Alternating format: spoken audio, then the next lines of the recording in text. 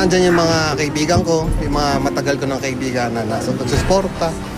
Pamilya ko, kompleto kami na nagsusuporta sa akin. He's been labeled as a bad man by the camp of his estranged wife, Claudine Barreto. Kinasuhan, binato ng kabi-kabilang paratang. But Raymart Santiago has made a decision. Sa proper forum niya sasagutin ang lahat ng aligasyon. Isang bagay din ang tiniyak ng aktor dahil nasa katwiran. Tuloy ang laban. Noong Miyerkules muling nagkita ang estranged couple na sina Raymart Santiago at Claudine Barreto.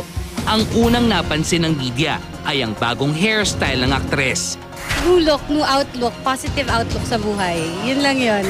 Bawal magsalita eh. Ano? Hindi na mag-order Ha? ng buhok. Ang buhok? Ano? Pareho kayong kulay ng buhok. Malaging. Dahil sa umiiral na gag order, matipid ang naging pahayag ng dalawa tungkol sa kanilang mga anak na recently ay napabalitang nagkasakit.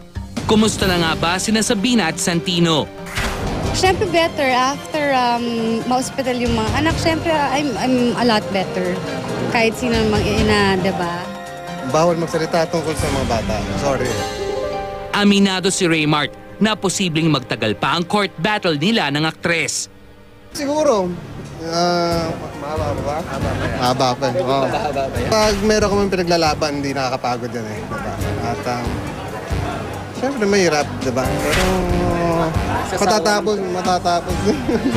Sa gitna ng mga pinagdadaanan, malaki ang pasasalamat ng aktor sa suporta ng kanyang pamilya at mga kaibigan. Kabilang na ang kapatid mismo ni Claudine na si Gretchen. Dapat gano'n naman talaga, di ba magkakapatid. Diba nagpapasalamat din ako. Yan ang mga luma akong mga kaibigan. Pati sila Gretchen. Actually, una ko sila nakilala kaysa kay Claudine.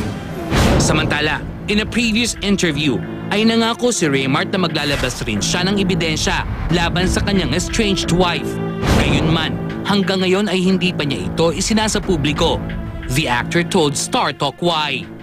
Kahit pa paano, ano siya, nanay siya ng mga anak ko. At as much as possible, kung may iwasan, di ba? Pero kung kailangan.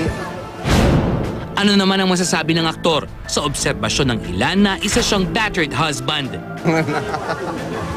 Wala pa akong ebidensya nilalabas.